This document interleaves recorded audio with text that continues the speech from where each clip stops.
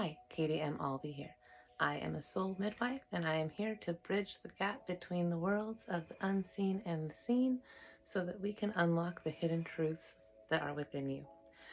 Today, I want to talk about stillness and the importance of taking time to be in stillness and how.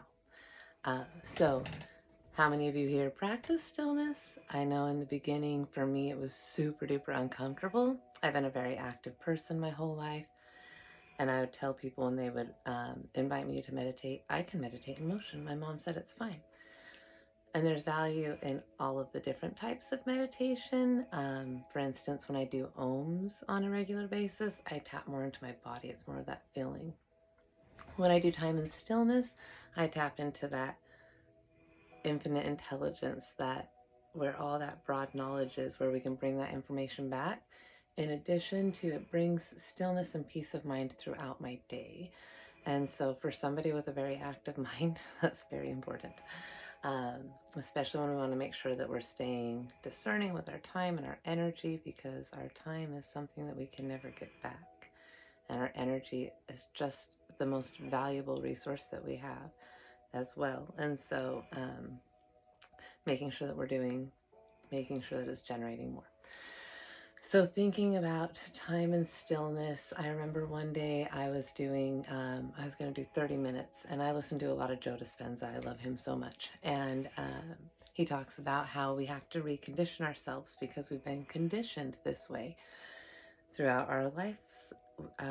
Don DePani, he says, we don't practice sitting and being undistracted. Now I can't think of the opposite word for that. That's funny. We practice being distracted about 16 to 18 hours a day. And so Joe Dispenza says that when we're starting to do these different things, that oftentimes it's going to be really uncomfortable. Like, say that you're used to being in traffic at a certain time and right now you're meditating, your body is going to just have this impulse. And so one day when I was sitting in stillness, I had this impulse. And I'd been sitting for 15 minutes, and I stood up, and then I opened my eyes, and I said, "Why are you standing up?" And I said, "You're a very bad dog, Katie. Sit back down." And I know it's not kind to call ourselves a dog, but the fact is that we can be unconscious animals. And the gift that we as humans have is consciousness and the power of choice. And so going back to stillness, I invite you to put in the comments below how you like to meditate, if time and stillness is your favorite, or ohms, or what is the best for you. Definitely also please do like and share this video if you find value, and subscribe to this channel. So how I like to practice time and stillness is, and I'll just invite us all to close our eyes and just allow our shoulders to soften, our eyebrows to soften, our whole bodies to just soften into our chairs wherever you're at safely. And with this, I'm going to invite us to start to breathe in through our nose into our hearts, feeling that energy of love and compassion. Feel it expand out to your fingers and your toes. And then breathe out through your mouth. And you'll continue to slowly breathe in through your nose and out through your mouth.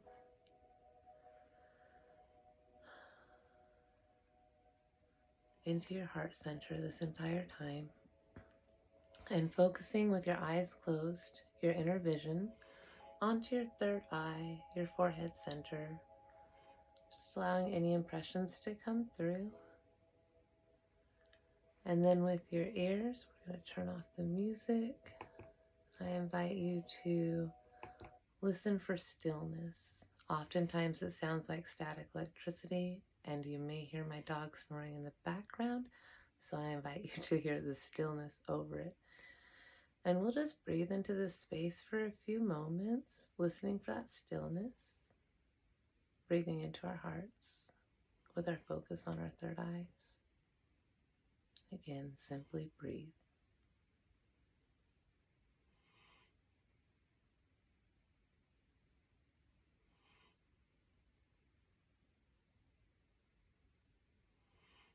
If your mind starts to wander, simply thank it for its thoughts.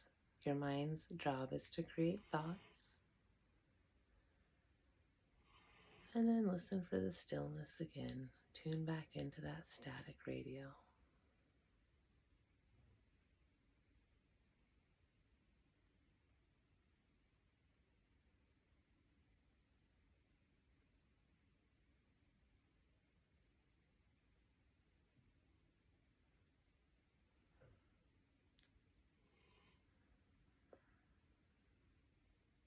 And we'll breathe in love and gratitude for ourselves for showing up and doing this sweet little exercise. And breathe out, thanking the universe for all of the support with all of our guides, our angels. You can start to wiggle your fingers and your toes whenever you're ready, and just begin to come back to this moment. And we'll turn that music right back on. And so again, when we take time to do stillness or be in stillness, and I invite you to just start with 1 minute to 2 minutes and then gradually move up. I try for 10 to 15 minutes, and I go between stillness and ohms and different meditations. And again, the value that I have found is that it helps me to be more present in all of life. It helps me to connect to the unseen, and so I'll often ask a question, and then oftentimes I'll get answers from that question, and it's not always in the moment. An example of a time that I did receive in the moment, I was like, okay, I can't get my mind to stop. What is going on? Like, normally I can do this for at least 13 seconds, more than 2. And it takes time to get up to, I couldn't even tell you how long I have my mind in stillness. But I will sit for 15 minutes in attempt. And so that day I was like, why can't I do this? And I was like, oh, because I have a very creative mind. Some people would say that it's ADHD. I say that it's creativity that's been bottled up, and so it needs to be released and expressed. And so I was like, where did this come from? This thought. And then I thought, oh, it's from when I was a child. I had a really chaotic childhood, and so when things were scary or I needed to disassociate, that's what I did, is I just disassociated. And then on top of that, I watched a lot, not a lot, but I watched Sesame Street, right? And it went from one topic to the next to the next. I can only imagine what TikTok does to the brain. So just inviting us to, because when we're in that state of that, then we react more than we respond. And not only that, then we don't get those answers. All of the answers are within you and you and you and you. So knowing that we truly have to tap in and do the work to find those answers that are right for us. And then let me just double check. Oh, and another thing that I do invite us to do is just to be compassionate with ourselves as we're growing through this. It's not something that's taught to us to do these things, and to give ourselves time and space and to wake up slowly. We've been taught to be in a world of go, produce, convenience. And so really knowing that it's a time to come back home. And as we do, it's going to be uncomfortable. So just allowing yourself to be comfortable being uncomfortable. That is a big motto for my life. So I invite us all to, again, take time to be with ourselves, to be in stillness, and do all the different types of meditations, but not all in one day, just slowly and gradually giving ourselves that time to grow and to experience new experiences.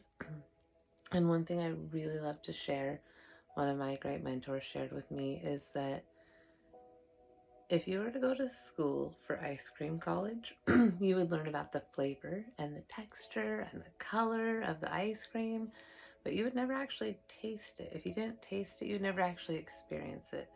So in theory, it's really cool to talk about meditation and all the things, but until we actually practice it for ourselves, we don't know what it feels like to open up to these different realms and these different worlds. And when we do this, we are opening portals. So I invite you to go open some portals, and then making sure to ground ourselves and to be in these present moments. and connecting with our guides. And I invite you to share what comes through you in the comments below. Maybe you'll have a big epiphany that will help somebody else, because we're here to help one another grow. I look forward to continuing to grow together. Much love, YouTube family.